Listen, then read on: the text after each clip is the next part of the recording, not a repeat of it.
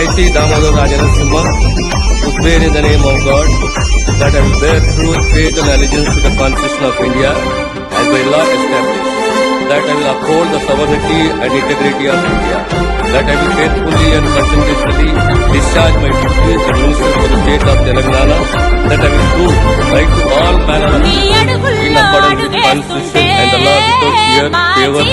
affection or ill will.